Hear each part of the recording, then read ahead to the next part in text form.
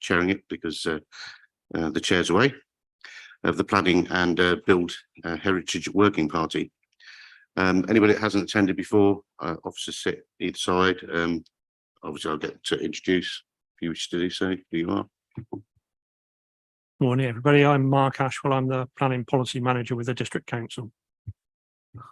And good morning, I'm Lauren Gregory, Democratic Services Officer. Thank you very much.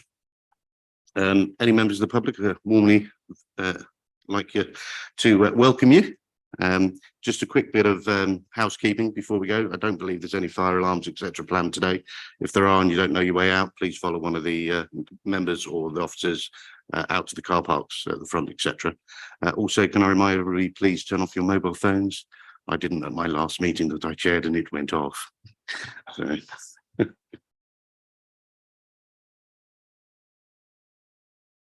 If required, we'll be doing a short break about 11:30. Toilet solutions are through the door to the left if you don't know where they are.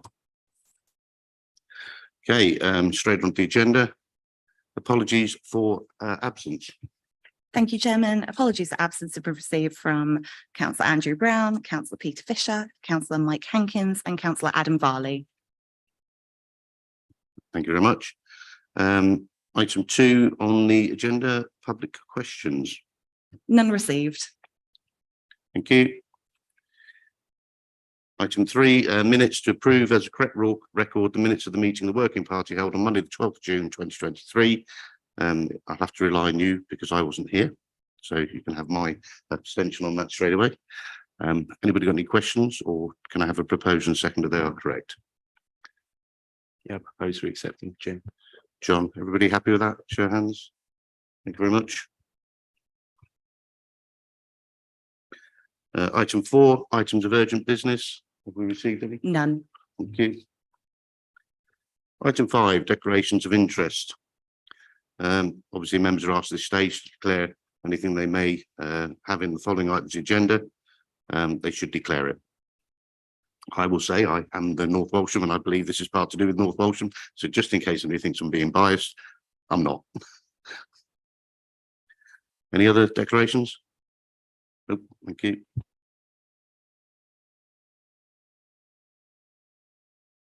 Item 6, local plan update, examination process.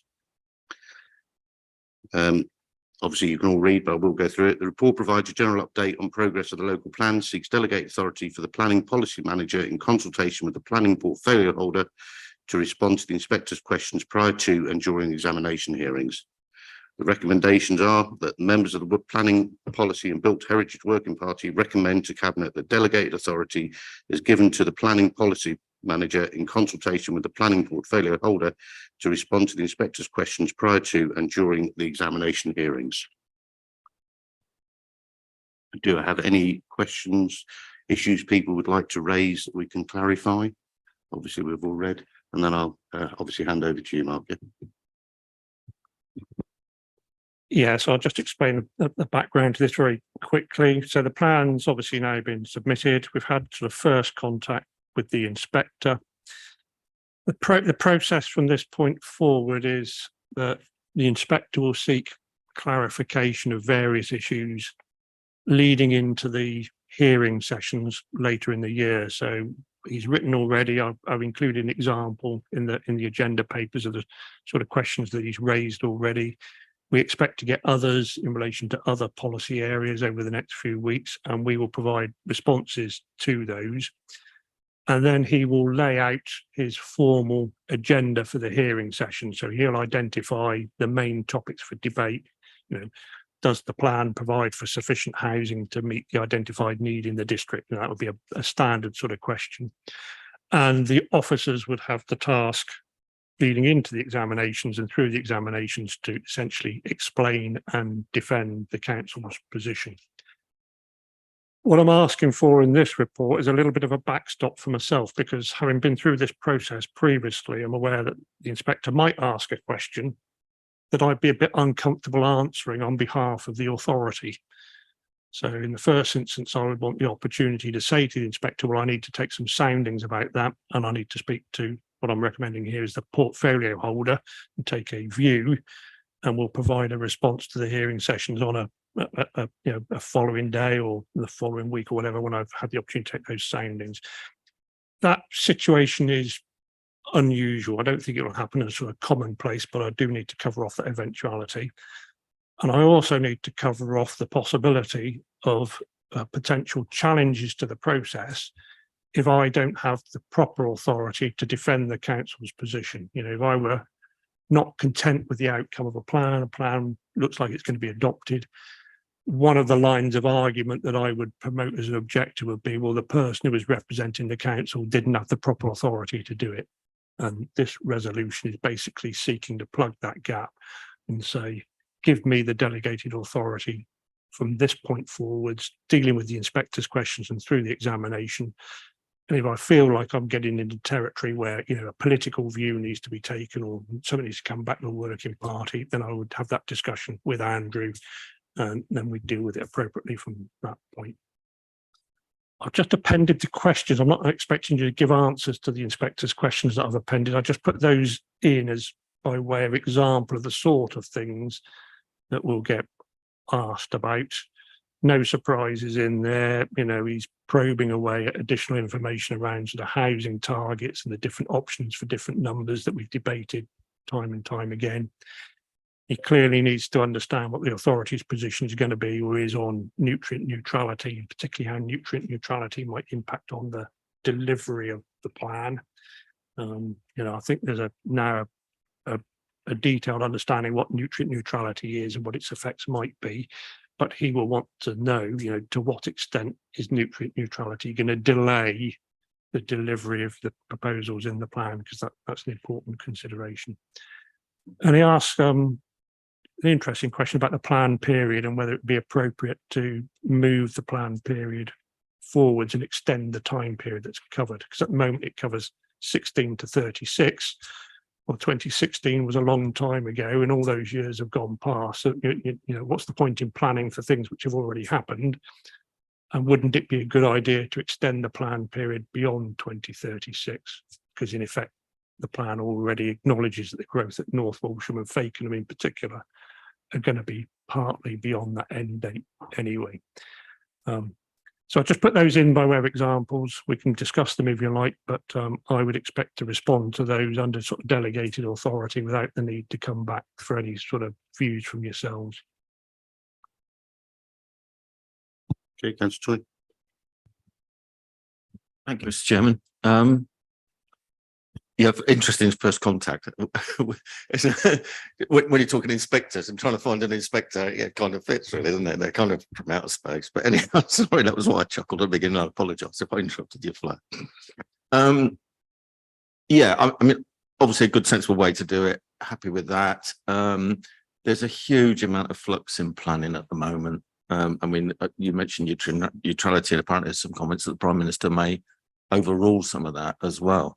But that was in the press at the weekend, saying that he may say that provided we've got schemes that will be in place, that we can release that. But again, it's lots of stuff that goes around rumour, you know, the stuff that you mentioned here, you know, 4.3 there remains a residual risk to planning reforms. I think that what I'd like to see is for this working party to be updated as appropriate. I think I don't want to put an onerous every month, or I think the portfolio holder perhaps needs to have a responsibility to make sure that we're updated because of this, everything fluxing so much, the questions coming in. So except for that, I'd be happy. Well, I think that's it, but I'll be happy to propose. So thanks, Mr. Chairman. I'd be happy to table a standing item local plan update. If there's anything to say, you know, I don't want to be preparing reams and reams of paperwork for every working party, but bullet points that just provide a hook for discussion as necessary as a general standing item on the agenda moving forward seems sensible to me. Yeah. I mean, just sometimes one line that the questions that have come in and anything that's happened in planning, it's the view of you as a professional and a portfolio holder that it's had no effect on the process. So that's, yeah, I'd be happy with that. So as I say, I didn't want to specify anything, just to make sure that we are updated when necessary. Thank you. Councillor Heinrich. Thank you, Chairman. Yeah, I certainly endorse what Councillor Toy's just said, that regular updates will be very useful. Just a couple of questions really, Mark. In terms of the fact that he's questioning the housing targets, what is the current government position on housing targets? I've seen press reports that say they no longer exist. And again, I've also seen reports say our population is going down rather than up. So I'm confused. Thank you. So the plan includes two numbers, a minimum housing target, which we've set at a relatively low level based on the 2016 household forecasts. And there's a second number, which is what the plan actually aims to deliver, which is a higher number. So you've got a minimum target. This is the essential bit that we must deliver to address need. And then you've got a higher number, which is what could happen if everything in the plan happens, the windfall allowances deliver and all the rest of it. The current requirement is that you should follow a standard government methodology to calculate that minimum figure. And we don't. So we're at odds with current government guidance in the NPPF. One of the emerging proposals in the Levelling Up and Regeneration Bill was to remove that requirement to meet that minimum figure and replace some specific wording in the NPPF which says meet this requirement unless exceptional circumstances apply. Replace those particular words, exceptional circumstances, with a new set of words which would have given us additional flexibility, which basically would have said the minimum requirement is the starting point. It's a guide. It's not a fixed figure. You can depart from it. The outcome of that consultation is not yet known. So although ministers in the House have said government targets have been abolished, they haven't yet, as far as I can tell. That requires the Levelling Up Bill to get through and endorsed, formal changes to the NPPF to actually be published. We've not seen any of that. So we don't know the outcome. We don't know the direction of travel. The opposition seem to believe that government targets have disappeared. It's said almost weekly at PMQs, isn't it? You know, now the government's abolished central targets. Well, every authority in the country is still working on the basis of advice which says there's central targets. So what the inspector's doing in asking that question is asking us to illustrate the consequences of the low number, which we favour, and the higher number, which the development industry favour. And you'll see in the wording, he's done it on a without prejudice basis.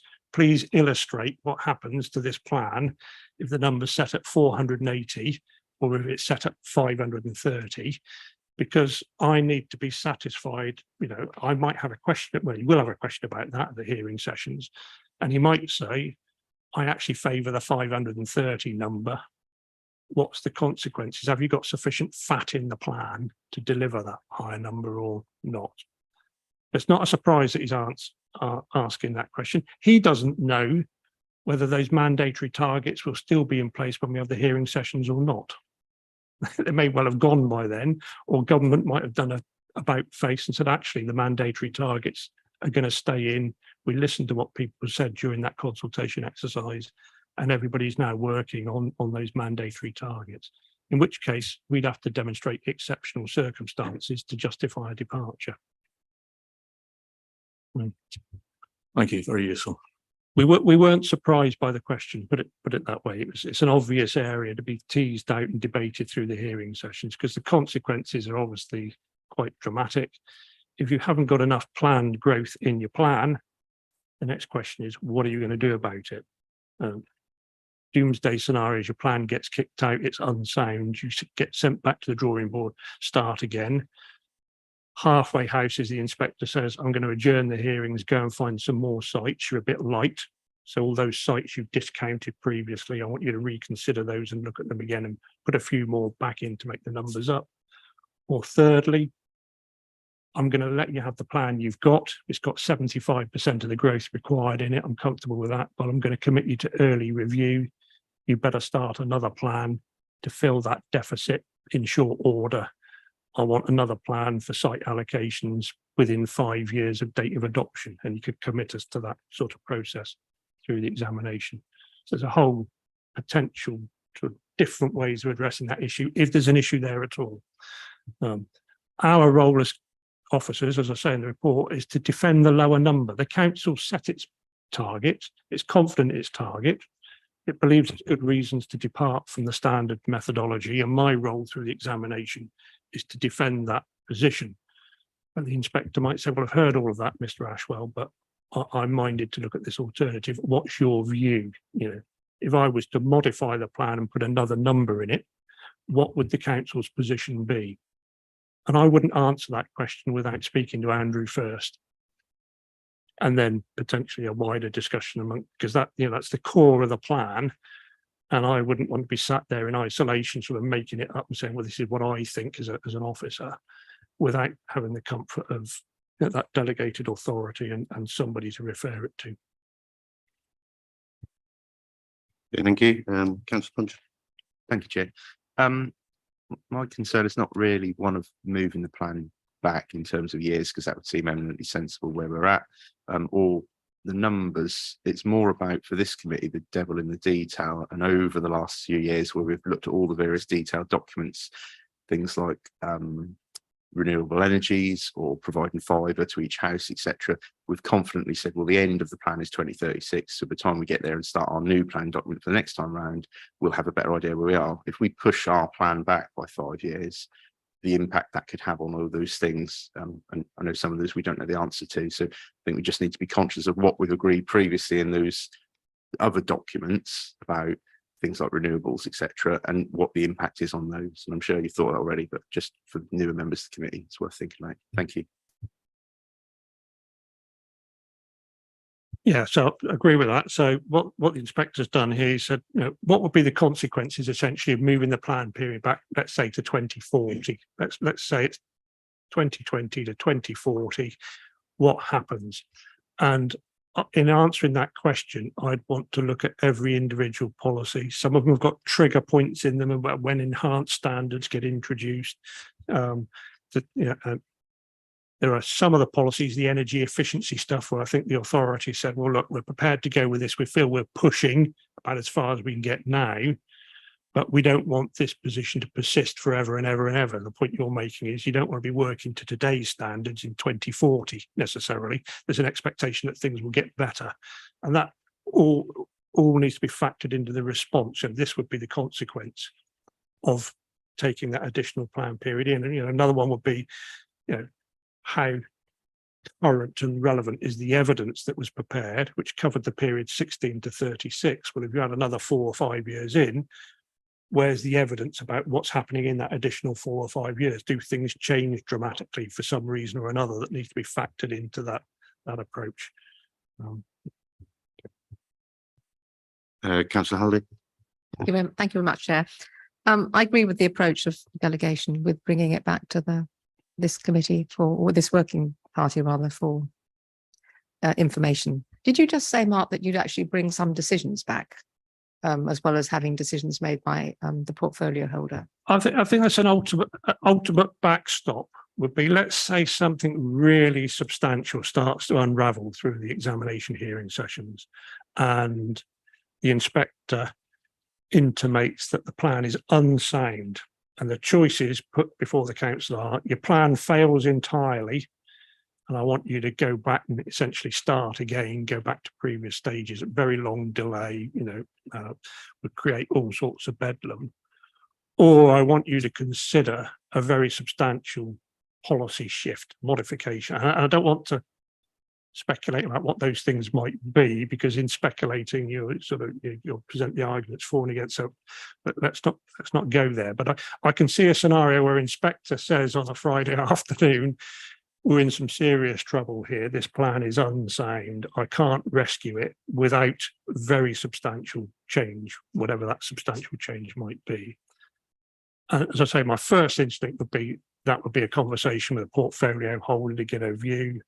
And if it was something like, you know, the settlement hierarchy unraveling, would be, you know, that sort of thing, I could see a scenario where we would come back to a working party and canvass a wider view. That sort of thing, the inspector more than likely would adjourn the hearings for weeks. You know, it wouldn't be, oh, let's close close the hearing on a Friday afternoon and discuss it on Monday morning. This is a significant issue. I recognise it's going to take the council some time to come to a view on it. It might want to do further consultation. So I'm going to adjourn the hearing sessions for 2 or 3 months, and then we're going to come back and hear this again, which is the process which has gone on at the GNDP examinations, been ongoing for nearly 2 years now, I think, on and off, discussing various aspects of the plan that may or may not require modification.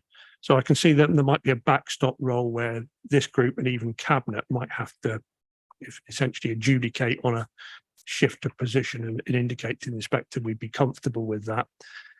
And then such a shift, if it were to happen, would then go out to public consultation. So essentially, what we've just done in terms of the Regulation 19 consultation would happen all over again in relation to the modified plan. We produce an updated version incorporating the changes that have been discussed, and it would go out for a period of public consultation. Highly likely that there'll be further public consultation in relation to the modifications we've already scheduled. So you'll recall we put a list of modifications to the inspector and said, please make these. I imagine at some point the inspector will ask us to consult on those, probably when he's added his own modifications towards the end of the process, and he's got a comprehensive list, and we can do that process once. The plan will probably at that point go out to the public again before he then makes his final decision. Thank you, Mr. Chairman. Sort of dealing with the issues in the order, I think that we've considered them. Delegation to the planning policy manager, I think, is a given in the main, because some of us that have seen this cycle now twice round will know that there's a lot of routine stuff that the manager should be able to answer without any difficulties. Given that there are those that might fall outside of that, and you've just explained that there may be some very big picture ones that might have to not only come to this group, but also go to cabinet and who knows. But I just wonder, I'm just thinking, in the past, this committee has been chaired by a councillor who wasn't the portfolio holder. And I just wonder whether that process of referral might be a little more robust if it was for the portfolio holder, and also in your case it would be the vice chairman of this committee. So that would just give a little bit more width, if you like, for that easy quick consultation. And of course it would then be the decision of those two councillors as to whether this needed to be brought back to this committee, and then obviously cascade. So my only proposal really is to whether or not there would be merit in just extending that from the portfolio holder to, I think you probably just need to say the vice chair of this committee, as an alternative to what we've got before us right now. Insofar as the questions that have been asked, and you've given us those examples, my view on extending the plan period is very much a matter that we would want to hear from you on, because undoubtedly there are various policies and implications that will flow from that I think we would want to take stock of before making any kind of so I would reserve my judgment, if you like, until I know more about what the implications of that might be. In a similar way, the issues of nutrient neutrality, I think we are in a position of I think some uncertainty with regard to what the full implications of this might be. We've yet to see the plan to resolve that unfold and deliver what's required. So that's all work in progress, but I have to say I don't have a crystal ball to know how the implications of that are going to flow. So that again is something which I'm sure will need some further work in order to come up with a meaningful response. So They are the points that that I would wish to raise. Thank you, Mr. Chairman. Thank you, councillor Dixon. Councillor Frederick, did I see you put your hand up? Did you wish to interject? If, with your indulgence, thank you, Chair. What I am glad to see in this letter is that at the hearing, there is flexibility, so you can put your case forward. So in respect of affordability, so the last figure was January 2022, that's in the letter.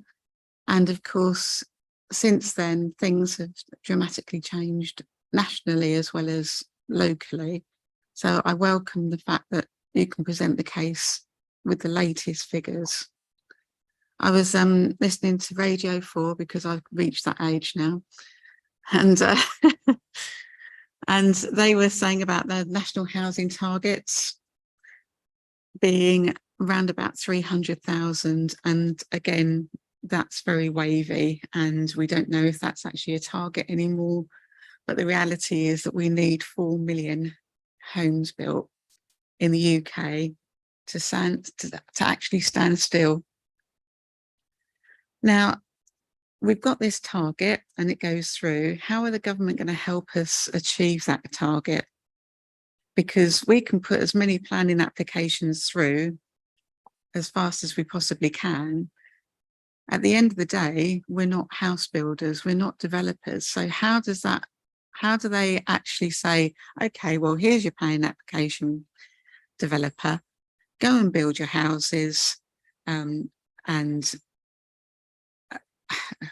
how do we make sure that that can happen? Because we're getting developers saying, oh, the viability, blah, blah, blah, blah.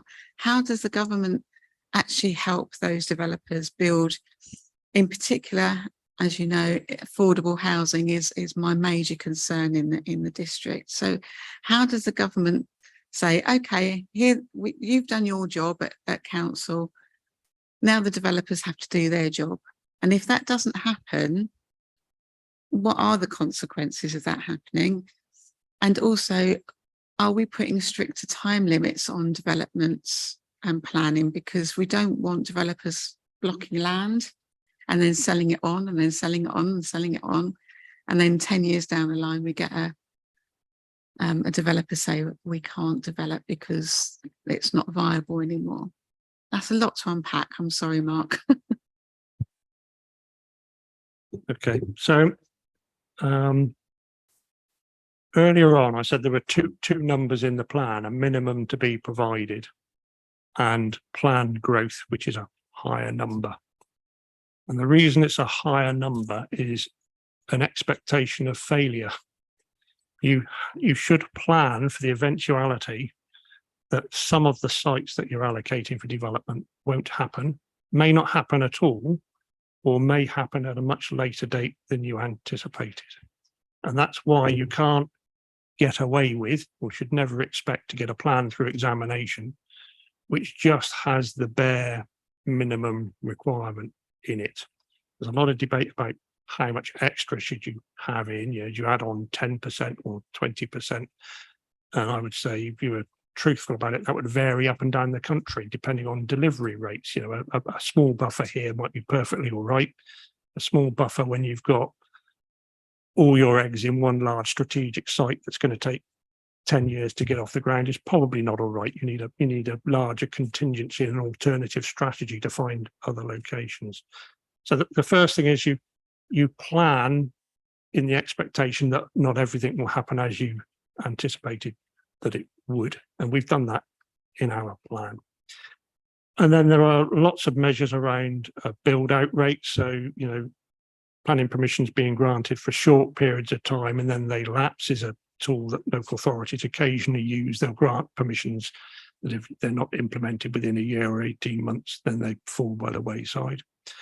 And then there are what you might call incentives. So, government will periodically worry about housing delivery and will incentivize the industry in some way by introducing a different tax regime or grants or subsidies or change the rules at a national level to try and stimulate the market. So there's a whole mixture of things. Ultimately, the powers for local authorities, us, to intervene and force somebody to build something they don't want to build are about that big. You know, there is very, very little provision, very little sort of power for local authorities to directly intervene in sort of market failure. It's largely a process of plan, the bit we do, and let the market provide. Hence, the inspector will spend a lot of time looking at delivery in the examination. He will look at each of the allocations and say, well, what are the genuine prospects of this actually happening? You know, you allocated that in your last plan and it's still there and nothing's happened. What has changed? Where are the developers? You know, who owns the land? Is it a house builder? Is it a farmer? Has it got a planning history to it? Where's the finance coming from? Is the scheme likely to be viable? Is there actually, you know, a realistic, and the word used in the legislation is a realistic prospect that this will actually happen over the time frame that you expect it to? And if the answer is no, you'll ask us to put more sites in. Now, that's the role of the examination, to test not just the number, but the prospects of the number actually happening, not just by the end of the plan period, but on a regular basis in 5-year chunks. So there's a continuous pipeline of delivery all the time. And I'd expect that to be the focus of examination for sort of 2 or 3 days. You know, it won't be a sort of 5-minute conversation. It'll be an in-depth analysis of all those aspects of the delivery of the plan. Is a soundness test. Will this plan actually happen, or is it just a fanciful idea that Mr. Ashwell wrote on the Friday afternoon before he went off for the weekend? You know. Councillor Choi. Thank you, Mr. Chairman. I just wanted to go back to a point that Councillor Dixon made, and it was about it being 3 rather than 2. I like the principle of that. I'm just wondering if that's too prescriptive, that actually the portfolio holder should indeed be able to, if there was someone who was particularly interested when we had a particular meeting about a particular subject, to use anybody from this sounding board. And if that would give them a clue whether it actually needed to come to the committee for a further discussion. So I'm comfortable with the principle. It's whether it means he's only going to refer to them, whereas he really should, as a portfolio holder and the chair of this committee, actually, if he's posed with something that he's not absolutely 100% sure from where he's seen, that he actually needs to check with someone, he sounds off with whoever he thinks would be appropriate for that subject, and that would help him then to decide whether it was something they can decide and bring back. So I don't know, you know, how that council, I don't want to change what you're saying. I'm trying to sort of develop it a little bit further. So I'm just throwing it in for discussion as to whether that's a better way that the portfolio holder really should. You know, we can talk to anybody at any time, can't we, to say, what do you think about that? So rather than limiting it. So. Well, yeah, I think Councillor Dixon's sort of proposition was to cover off the potential scenario where the portfolio holder and the chair of this working party could be different people. Normally, I would go with the argument that the portfolio holder has the delegation, and how he exercises that delegation is up to him. If he feels the necessity to, you know, have a conversation in a wider forum elsewhere, then in order to exercise that delegation, then he could set up whatever procedures he wants to. I'm quite attracted to the idea that the chair of the working party happens to be the same individual at the moment, perhaps ought to be mentioned in that delegation. So what you're saying is, in this case, as Councillor Dixon says, use the vice chair to fill that chairman role. So the vice chair would be able to do that under his role as vice chair, wouldn't he? If the delegation went to portfolio holder and chair of the working party, and the chair was absent, I presume that would just delegate down to the vice chair under the sort of constitutional arrangement. So we'd effectively cover that off without naming the individual in the delegation. So I think we've just modified what I recommended to delegate authority, planning policy, and chair of the working party. And chair. Okay. Okay. Is that? Yeah. Okay. No, fine. Thank you. I just wanted to discuss it a bit further, so I understood it, where you come from. Thank you. That's fine. I'm good. Can I just go back on, sorry, one point, just In that little, I didn't expect that conversation about the inspector's questions because I just tabled those sort of for information. But in that discussion, a view was expressed. It would be nice to understand your response in relation to changing the plan period. Councillor Punchard made some comments. Councillor Dixon made similar comments. My expectation is I would respond to the inspector and then, for information, come back to the working party and say how I had responded. Because otherwise we're into, I need to bring my response here to get it endorsed. From here, it needs to go to cabinet and then it needs to get submitted. And that is a process that administratively we can't do it. So I need to take on that responsibility and delegated authority to draft the response and then essentially tell you what I've submitted. If I make a mess of that and how it would unravel afterwards is a secondary question, but it needs to be done on that sort of basis. I think that you need to be aware that I've made the response and why I've made it. And as I say, I think I'm sensible enough to think, well, if I'm uncomfortable in making that response, I would bring something back here and I'd go back to the inspector and say, you know, essentially this is above my pay grade. I'm uncomfortable dealing with this. I need to take some soundings before we reply. But I need that discretion to make that decision on a case-by-case basis, essentially. Councillor Liston. Yes, thank you, Mr. Chairman. Yes, I agree with the clarification that you've given on that, Mark. Just coming back to the point that Councillor Fredericks raised, I think the situation is actually worse than you describe. It's worse in two regards. One is, at the end of this process, this council will make land allocations. There may not be any planning applications for any of those sites. That's the first thing. The second thing is, at the point that you raised, having a planning application being approved, the delivery of that is very much in the hands of the applicant rather than this authority or indeed central government. But the next thing that's even worse is that it might be 4 million homes today, but by the time you get down the road, it's not going to be 4 million, it's going to be 4 million plus. And by the time you've delivered your 4 million homes, your likelihood is you'll be looking at another 4 million. So the point I'm really trying to make is this. The 4 million homes is the symptom. The cause of the problem is not that. The cause of the problem is something different. And that's not for a conversation today, but I think we just need to understand that if you carry on treating the symptoms, you'll never address the underlying cause. So let's not kid ourselves that this magical 4 million homes, that if we were to achieve it, would be job done. It wouldn't. It would just be, oh, we now have another whatever. So I think we need to keep that in perspective.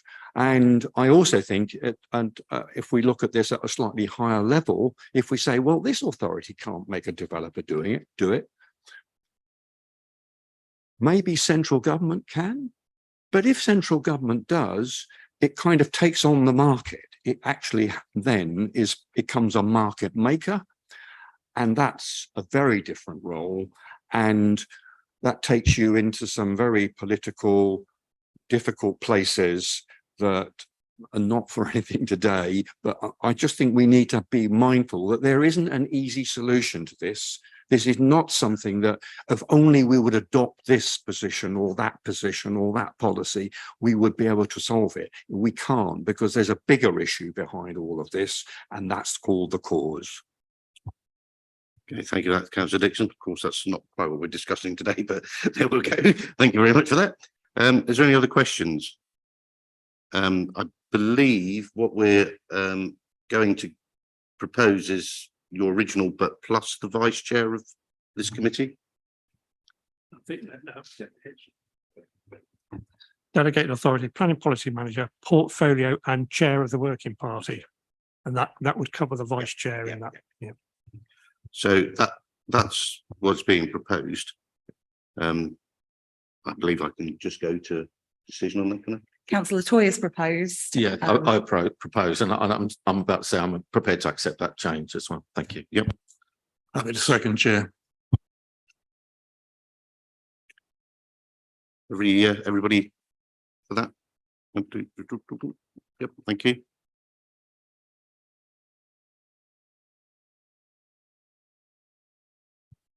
So item 7 on the agenda. Yeah, there we go. Is the North Walsham West Development Brief consultation proposals. Again, the summary of that is a report provides general update and progress preparing the development brief for the North Walsham West Urban Extension proposed in the North Norfolk Local Plan and seeks support for a public consultation on the draft brief. The recommendations are members of the Planning Policy and Built Heritage Working Party endorse the consultation arrangements contained in Appendix A.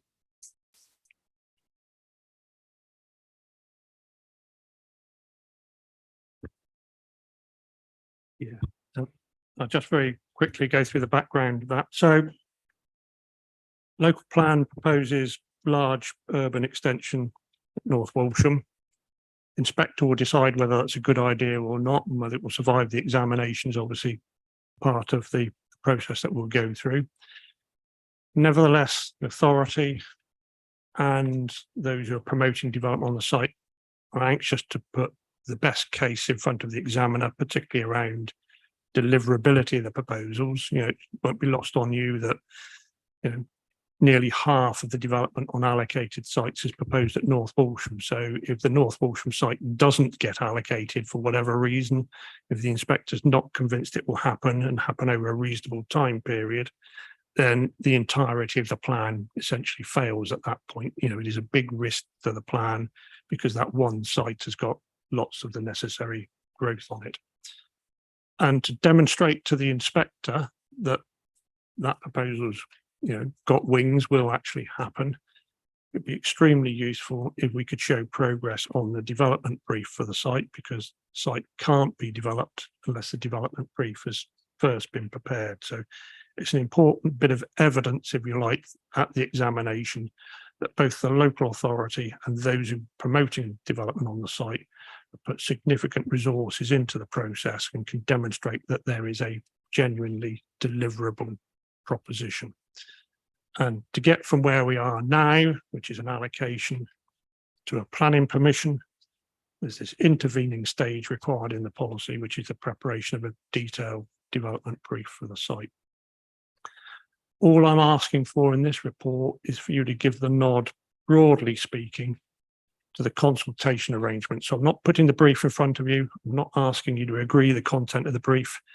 And I won't be asking you to agree the content of the brief until after the public consultation, because I think for the authority to endorse the document, it is one of those things that needs to go out to consultation first. So at the next working party, I will bring a version of the brief to you, and I'll ask you to endorse that version of the brief solely for public consultation purposes. Do you think we've now reached the stage where we can do another round of public consultation? And the little chart attached lays out a broad timetable for that. You might want some different arrangements. I was anxious to sort of just get a feel from you about the scope of the consultation, how large it is, how long it takes, and what we do. We're proposing something here which is broadly similar to the consultation on the local plan. It's a 6-week, you know, web-based local exhibition, public meeting, market stall in North Walsham, and various briefing exercises, both with yourselves and with all the sort of key stakeholders leading up to that public consultation exercise. It's only really here because if you said, well, I'm not happy doing this, we're going to wait until October, November, whatever, that clearly has implications on timetabling and preparing materials and booking venues and all the rest of it. So that's why we bought it at this stage, because there's a lot of upfront work to be done to get to that point where we're ready to consult on something in early August and then through into September.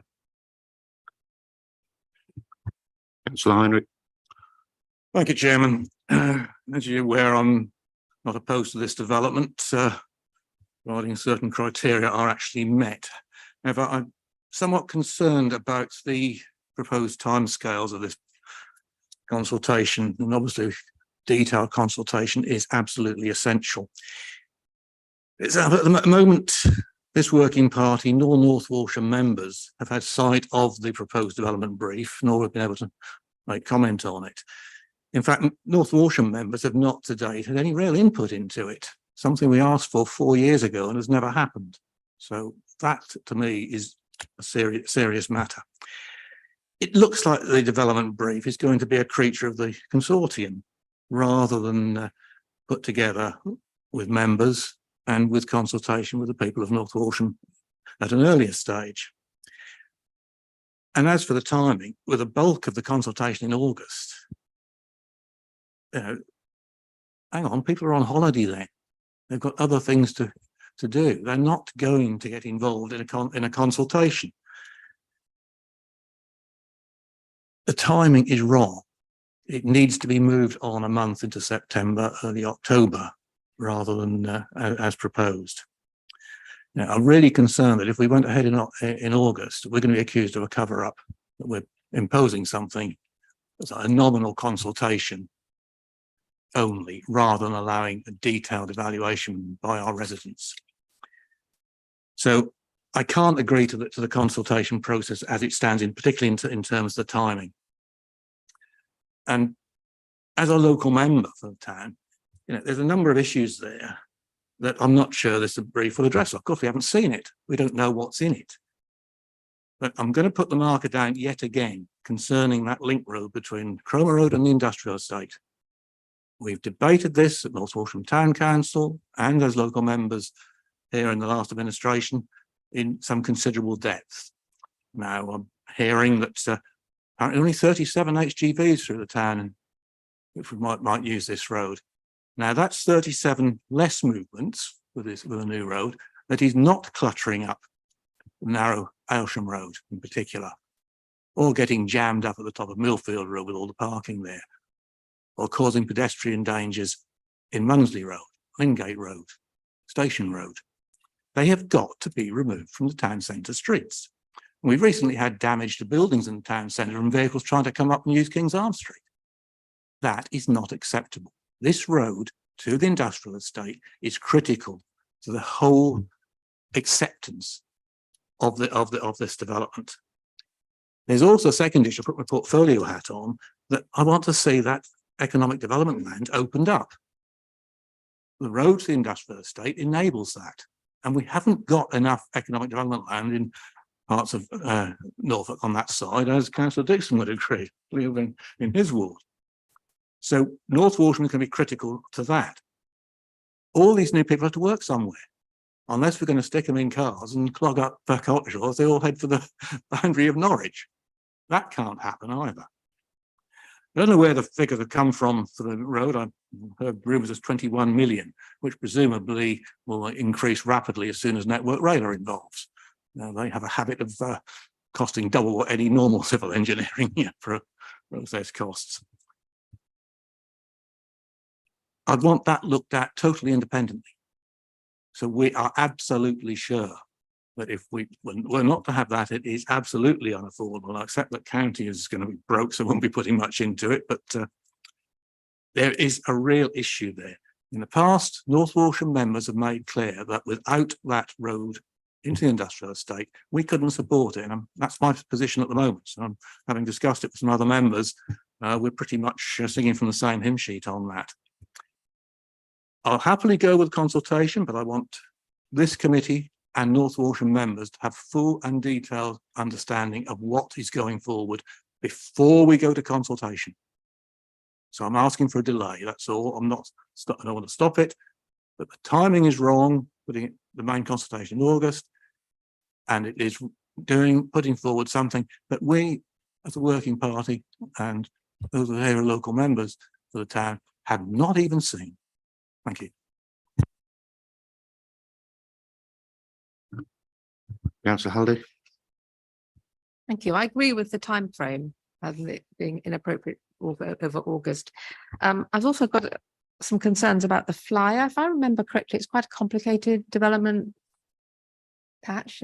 I saw a lovely map before with all sorts of roads, and it was quite a lot of detail there. And I think to cram that into a flyer and expect people to understand it will be impossible, because I couldn't get my mind around several pages on the web. So I think you need to think very clearly. And if that's your main way of attracting people, and not everybody is on the web, even in North Walsham, and they don't always look at everything that comes through the mail either. So it's got to be more multifaceted, I think, than that. And you've got to think about how the flyer, if that's your main way of getting to people by mail, it's got to be very cleverly done so that people get the gist of the scope and their minds around the different aspects of it.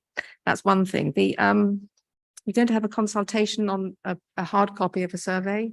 And I think that has to be mailed out to everybody as well, because not everybody is going to go to one of these events and pick one up and with the free post envelope. It needs to actually physically arrive in their house, and then they may or may not fill it in. So the only way you're going to get decent responses from people is actually delivering to them. And then otherwise expecting people to pull the information off the internet is not acceptable at all. So I think there's quite a lot of detail that needs to be thought through in this. And I'm not sure that I'm convinced that what you propose is going to be sufficient for people to get their minds around the project. And I would agree that August isn't a good time for consultation. Thank you.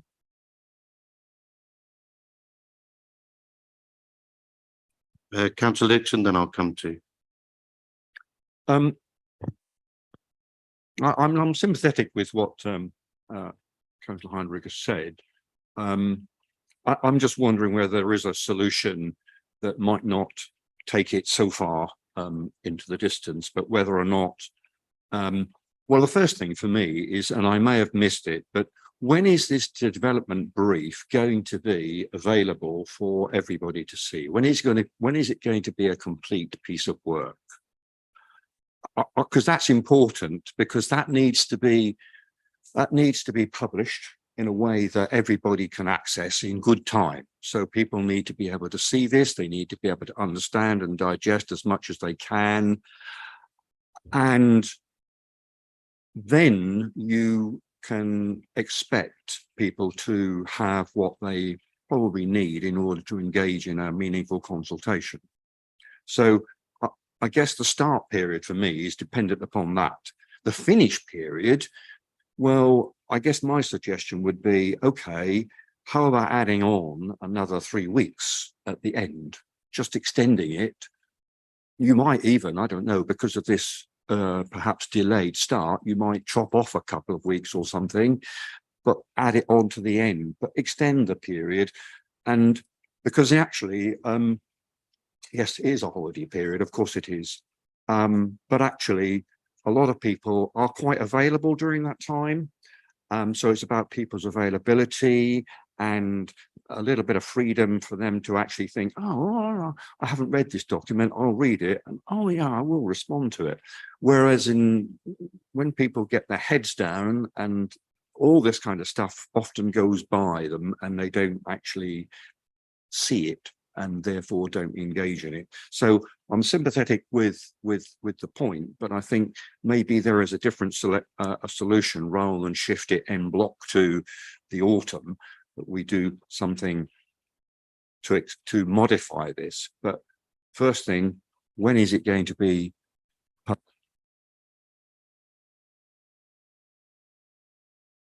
Right.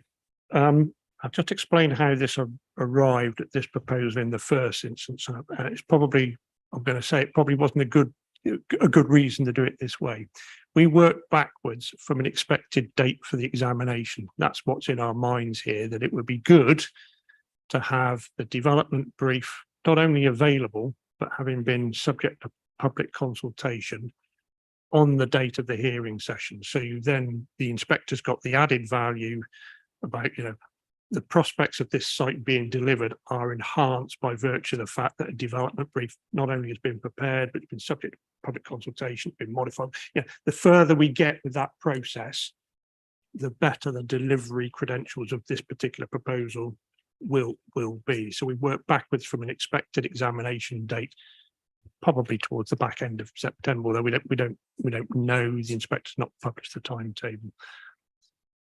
Probably it'd be better to have said what's the right way to consult, irrespective of where you end up, And the right way to consult and ask you for authority to consult is to show you what we're consulting on before you make that decision. So I think the point that Paul made initially, we're being asked to consult on something we've not yet seen.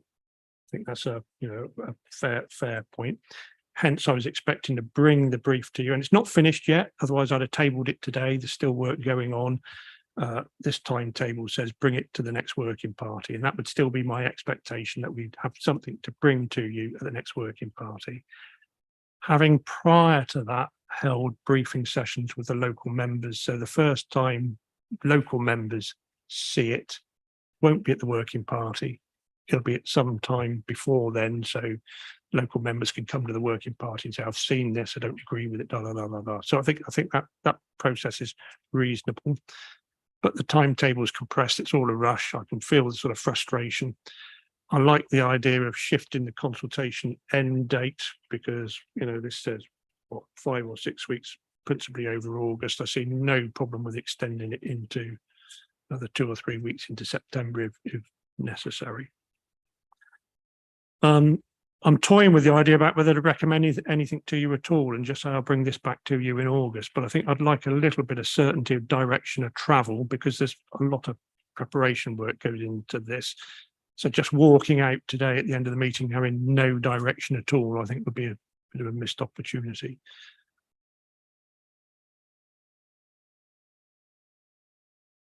So I think probably it's realistic, reasonable, to start some sort of consultation exercise in the middle of August and extend it through to the end of September. So shift the whole 6-week period back 2 or 3 weeks to give us the opportunity to table the brief, have a discussion with North Walsham members and others. I think it's all members actually, that briefing, although it's principally for North Walsham members, I think has a wider interest. So that by the August working party, I can come back and table either the completed brief or an emerging brief, and you can at that point finalise the consultation arrangements that I've just sort of alluded to. Agents in the room, he's heard the concerns about Link Road and other things, and noted that down, and we obviously need to make some progress in that area. So I think the recommendation needs to say, subject to the brief being tabled at the 7th of August working party and being agreed.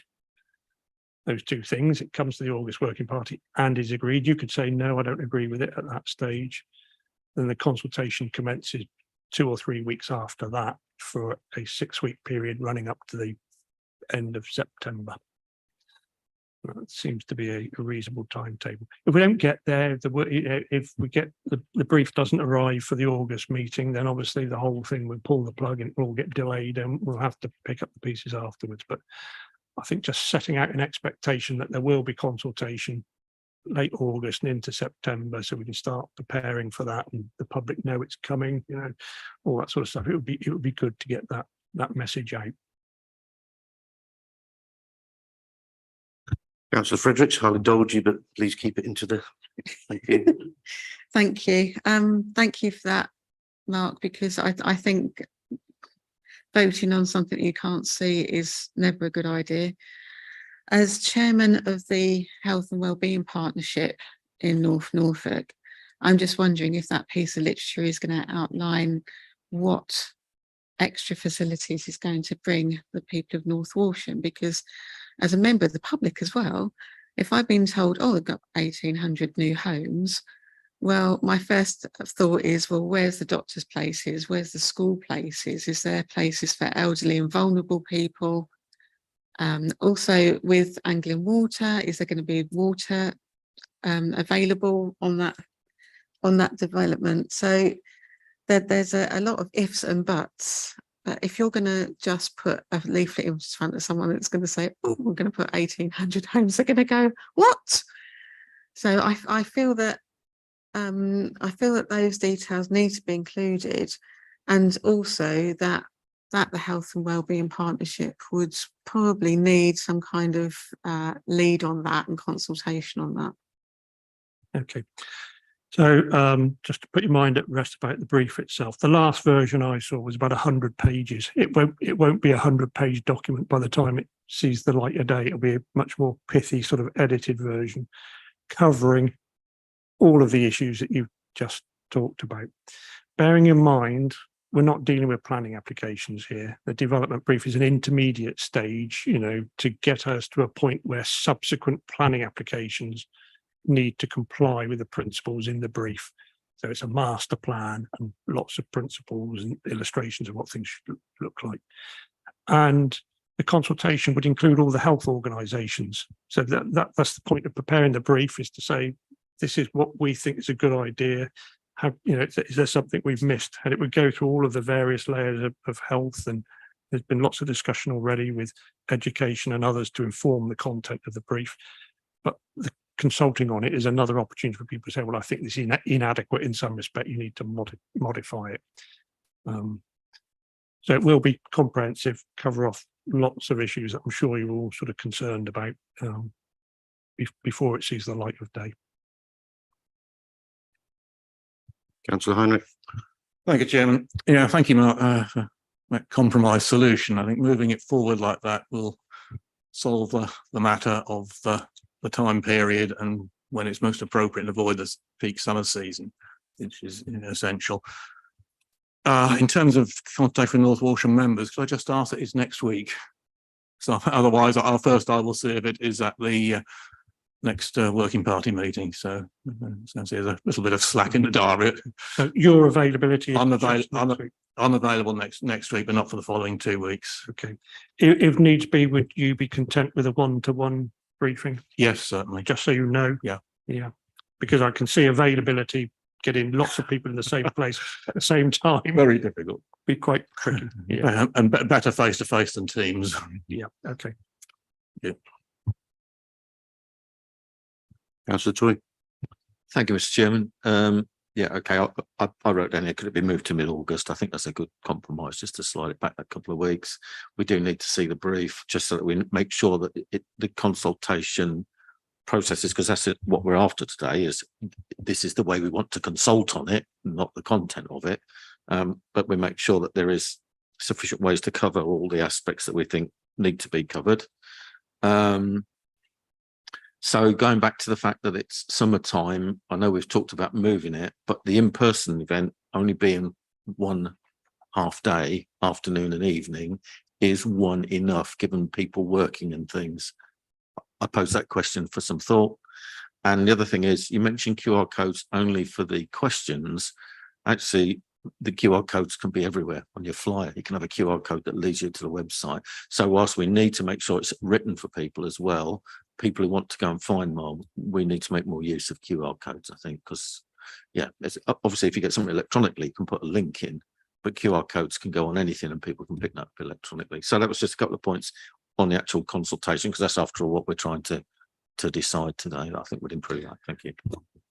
Okay, so I think 3 or 4 of you raised sort of practical issues around, you know, leaflets, quality of exhibition materials, so the actual mechanics of the consultation, whether you have 1 or 2 events. I don't think anybody raised anything we couldn't do. I think they're all useful modifications and they can all be factored into the revised timetable. And I think probably what I need to do is, when we table the brief, is just update the timetable and finalise the arrangements with you. So all I'm really expecting today is direction of travel. If we get the brief in, if the brief gets circulated amongst local members and they're broadly supported for consultation purposes by early August, at that point we'll arrange consultation mid-August onwards, running through the end of September, picking up the additional practical arrangements that members have referred to. So just so I can understand, Mr. Chairman, sorry I came back in there, but just there's a recommendation is that we endorse the consultation arrangements, which we're not really, are we? So we can't actually go with this recommendation this morning, can we? We need to make maybe some decision so that you've got clear guidance, but we can't actually recommend it as it is because we've suggested several changes. I think I've got clear guidance and you don't have to make a decision, actually. I think, pragmatically, I think you can just defer this for further consideration. You told me what you think, as I say, the developer representative in the back of the room. I think that's given us sufficient certainty to proceed. It's always, preparing this material, getting the board prepared, some expense involved and all the rest of it. It's all at risk. It all depends on you making a later decision that you're actually comfortable going out to consultation. I will say, I said it right at the beginning. I'm not asking you, and I will not ask you to endorse the content of the brief until after you've done the consultation exercise. And that's really important. You may have concerns about the content of the brief yourself.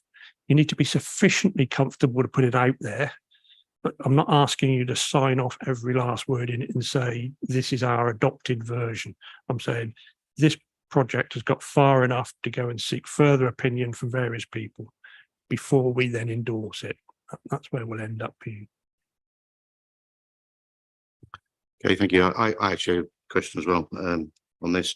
I noticed on this timetable, Councillor Halliday brought up about the flyers, etc. When we're saying we're going to slide this whole process, giving you an idea of where you're going to go, I know we're going to possibly defer. What about all these flyers, etc.? Again, it says here that they're drafted, reviewed and everything before the original date of the 7th of August. And personally, I don't feel comfortable with something that's been drafted against something we've not seen. It makes it very difficult for us to, again, as I said earlier, I come from North Walsham as well, and I know the depth of feeling about how many houses people are expecting to come there and what they're expecting, I'll put it bluntly, as a payoff for the inconvenience. And the link road is one of the things that is very strongly felt, with the damage to the town, etc. So to go out with flyers, etc. and all that before we've even seen what the brief is, to me, is crazy.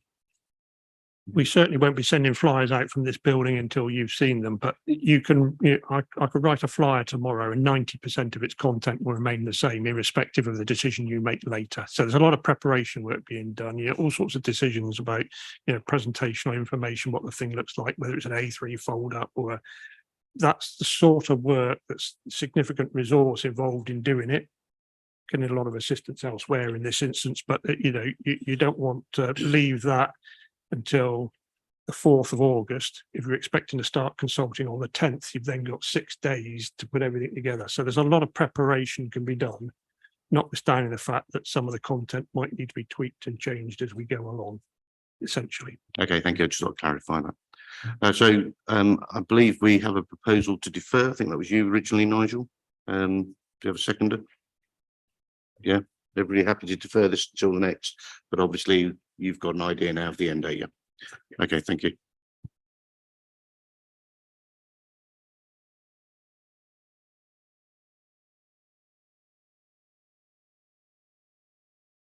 That just brings us to item 8, exclusion of press and public, but I don't think we need to do that. So that's all items on the agenda covered, which is 9 minutes past 11.